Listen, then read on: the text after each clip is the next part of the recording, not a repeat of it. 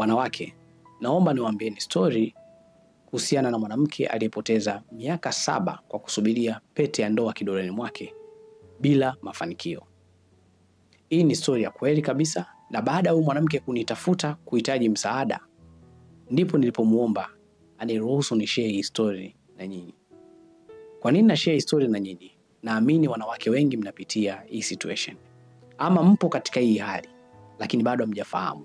Pengine mkisikiza hii story, mnaweza mkaashumu mwisho wenu utakuwa ni upi. Ama mnaweza mkafanya kitu kabla mjafika katika huu mwisho alofika huyu mwanamke mwenzenu. Kulikuwa na mwanamke ambaye alikuwa katika mahusiano na boyfriend wake kwa takriban miaka 7.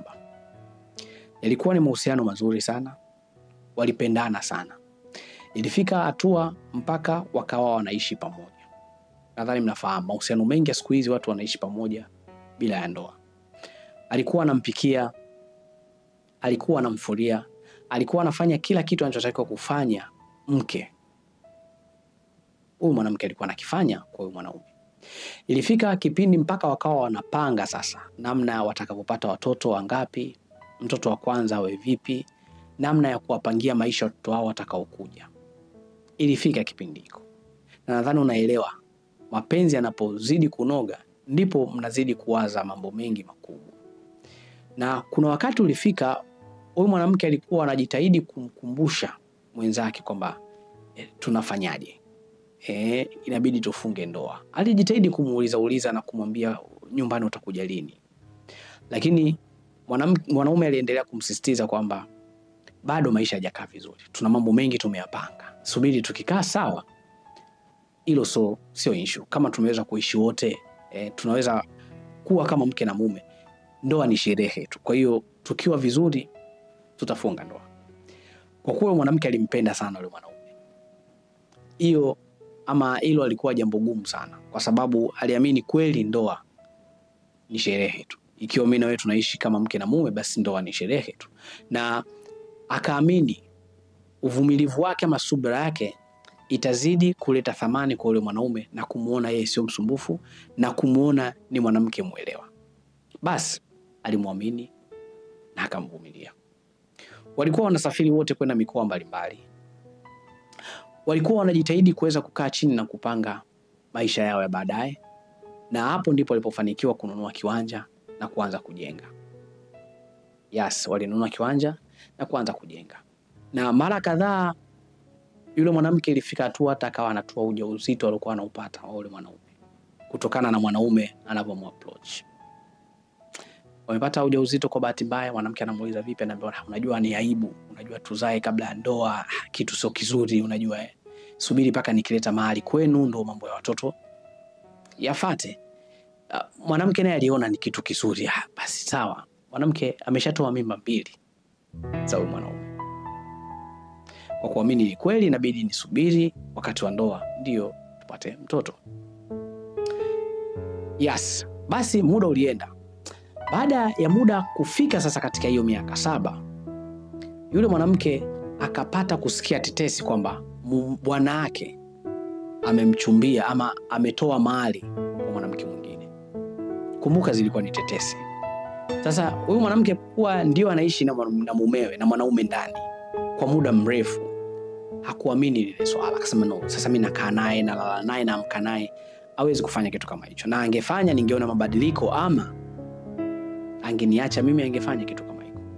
Kwa hiyo hakuamini kwa haraka, lakini alijitahidi kuchukua hatua, kufuatilia ama kuchunguza. Kwa bahati mbaya akagundua kweli mwanaume wake amemtolea posa mwanamke mwingine. Ilimuumiza sana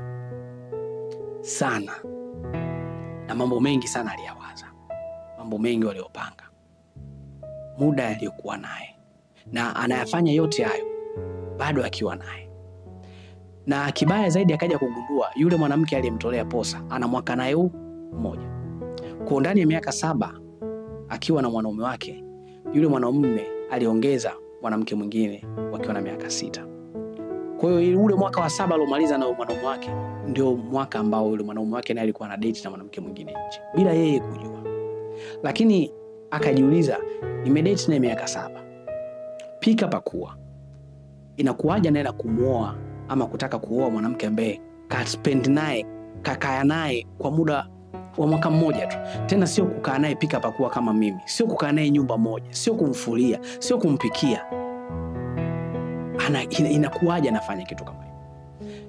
Alitamani anyamaze, amsikie yule mwanaume mwisho wake utakuwa upi, lakini ilimuuma, akashindwa.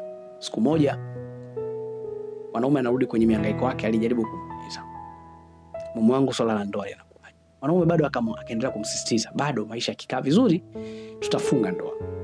Yule mwanamke akavunja ukimya, akamwambia, nafahamu kuna mwanamke umeenda kumtolea posa, najua A to Z. Akamwambia kila kitu anachokijua ili yule mwanaume asidanganye. Yule mwanaume baada ya kujua kwamba mwanamke kishajua kila kitu, akaanza kupanic na kuanza kumrudishia lawama. Kwa nini unanifuatilia? Kwa nini unanifuatilia? Mimi ndo mwanaume, mimi ndo ninayepanga, usinipangie. Kama nataka kuoa wanawake 5 au 6. Yes, kama mnavyofahamu wanaume wakishindwa kujitetea ama wakitafuta kumaliza jambo kwa hasira, wanageuzaga kibao, wanamlanza kumlaumu mwanamke. Basi ikawa hivyo. Na mimi ndo maana sitakagi kukuoa wewe. Sikutaka kukuoa kwa sababu niliamini kabisa wewe sio mwanamke sahihi kwangu. Yule mwanamke alimuuliza, tumekaa miaka 7. Mwaka wa kwanza ukuona kama mimi sio mwanamke sahihi, mwaka wa pili, mwaka wa 3, mpaka miaka 7. Tumepanga mangapi? Tumefanya mangapi? Kweli ukuweza kujua mimi sio mke sahihi, kwa nini uliendelea kubaki na mimi? Yule jamaa akasema, basi tu nilikuwa nakuonea tu huruma, sikuwa najua utaenda wapi nikikuacha, lakini pia nilikuwa naona kama utajisikia vibaya nikikwambia ukweli, lakini kiukweli mimi sioni kama wewe ulifaa kwa mke wangu. Kwa hiyo nilivyopata mtu ninayempenda, nimeamua mwanamke kama kwa Mungu kunipenda. Basi mwanaume alipaniki na kuongea shit nini. Basi mimi kama pia naondoka fresh. Yule mwanamke alijua labda anaweza akaongeleka. Unajua alikuwa anampenda yule mwanaume. Yule mwanaume aliondoka usiku ule baada ya ulogo. Trust me. Yule mwanamke aliamka, akaendelea na shughuli zake. Kama wiki imepita bila mawasiliano, mwanamke akiwa anasubiria labda mwanaume atawasiliana na mimi. Yule mwanaume baada ya kujua mke wake leo mwanamke wake katoka, alirudi nyumbani akachukua vitu vyake muhimu, akaondoka. Ndani akamwachia kitanda, akamwachia makochi, sijui TV, vitu vingine vyote muhimu, makabati nini, kabeba akachukua. Yule mwanamke anarudi nyumbani, anafungua mlango, anakutana na kitanda na makochi, makabati hamna, nguo zake zipo kitandani. Imekuaje? Anauliza majirani anamwambia alikuja hapa mwenzako akachukua vitu, sisi tukajua mnaama. Basi kumpigia simu mwenzake akamwambia, mimi nishaondoka, nisha move on, nishafanya maisha yangu. Kwa hiyo tumegawana, nilichokuachia ndio hicho, wewe naye pia anza maisha yako. Yule mwanamke ilimuuma sana, lakini kutokana na maisha marefu aliyoishi na mwenzake, bado akaamini kama ni ndoto. Lakini ndio ulikuwa mwanzo wa kuachana kwao na ndio mwisho wa kuwa pamoja. Yule mwanaume alikuwa serious na alimwacha kweli. Yule mwanamke alikaa kuona labda tunaweza kurudi, na yule mwanamke alijitahidi kumtafuta, bwana, kwa nini imekuwa hivi? Kwa nini imekuwa hivi? Mwanaume alishikilia msimamo wake kwamba hawezi kurudi tena. Yule mwanamke anakumbuka tulijenga pamoja, jasho langu katika ujenzi upo. Akamuuliza, vipi kuhusiana na ujenzi wetu? Tunaendeleaje kama tumeshaachana? Tunafanyaje? Mwanaume akamwambia,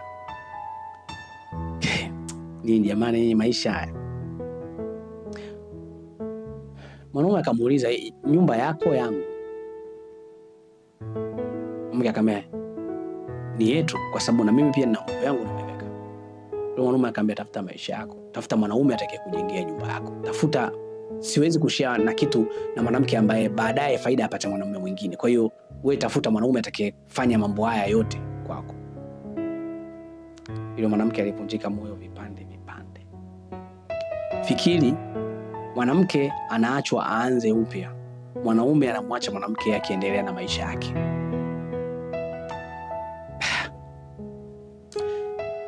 Limemuuma sana wa mwanamke, na sasa yapata mwezi tokea tukio lifanyike, na amenitafuta ndani ya wiki hii kuniomba ushauri, na tumezungumza mengi. Namshukuru Mungu, ushauri ama tiba inaendelea taratibu na anaendelea kukaa sawa.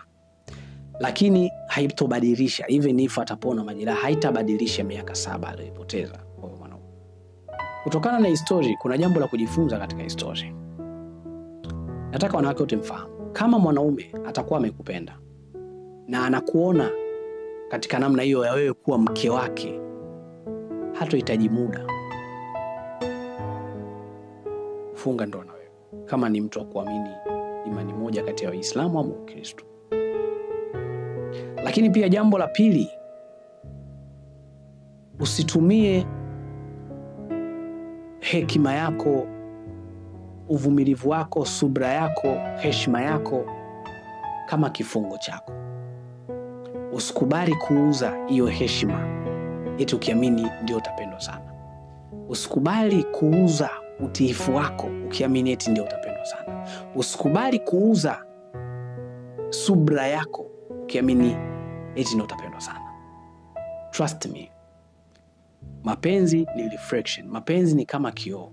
What you see, kitu unachokiona ndicho kitu chenye uhalisia.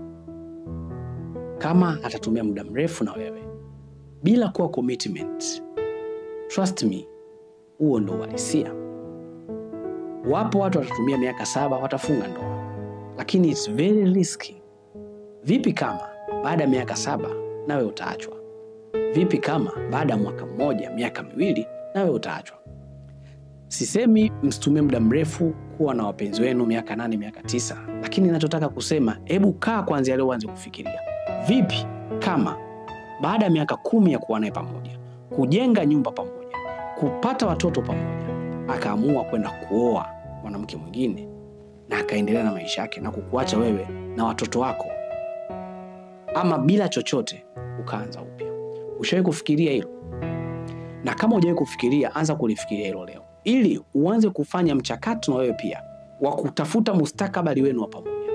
Kama inawezekana, mfunge ndoa, na kama haiwezekani, unajiandaaje pia na wewe? Kama ikatokea akasema tuachane, basi nawe usianze upya, uendelee na maisha. Lakini pia kuna tahadhari. Kama hamjafunga ndoa, usivumilie. Uvumilivu ni kwenye ndoa tu. Kama hamjafunga ndoa, usiwe mvumilivu kupita kiasi. Mvumilie mumeo tu, sio awala ama sio boyfriends. Jitahidi sana ujenge maisha yako binafsi, usijenge pamoja naye, ama usijenge maisha pamoja na boyfriends. Jenga maisha yako binafsi. Kama una boyfriends, yeye kanunua kiwanja, ni chake, jitahidi na ununue chako. Mnataka kuchanga hela, mnunue kiwanja, mnunue nyumba, hamjaoana, no, usifanye huo upuuzi. Usichange na hela. Sawa, mwache atafute zake ajenge, na wewe tafuta zako, jenga, nunua. Ishi katika maisha, yeye ana chake na wewe una chako. Usitegemee cha kwake, ama usiweke nguvu nyingi kujenga cha kwake, kwa sababu siku atakapokuacha na kuchukua vya kwake, utamlaumu bure tu. Wanasema wajinga ndio wali wao, wajinga ndio watakaoliwa. Kwa hiyo usikubali kuliwa, kwamba nguvu yako yote mwisho wa siku inaondoka bure. Na hiyo ndio sehemu inayoumiza watu wengi sana katika mahusiano. Umeanza na mtu from beginning, umeanza na mtu tokea chini, umemsupport ukiamini kila mnachokifanya ni chenu wote, baadaye anakuja kukuacha na anachukua kilicho chake, na wewe unabaki hauna kitu. Hakikisha kama upo na boyfriends, usijenge maisha ya pamoja na boyfriends. Jenga ya kwako na yeye ajenge ya kwake. Itakapofika hatua ataona hamwezi kuwa pamoja, basi hamtakaa mkafungana ama kugombana kwa ajili ya mali, kwa ajili ya nyumba mlojenga, kwa ajili ya kiwanja mlichojenga. Kama alijenga kiwanja kwa nguvu zake, it's okay, mwachie ende nacho. Lakini kama na wewe uliweka nguvu yako, itakuuma zaidi. Kwa hiyo hayo ni mambo ya kujifunza. Usijirahisishe kwa boyfriends eti ukiamini unauza uvumilivu wako kwake. Utapoteza muda, utafubaa, afu utaachwa ukiwa umefubaa.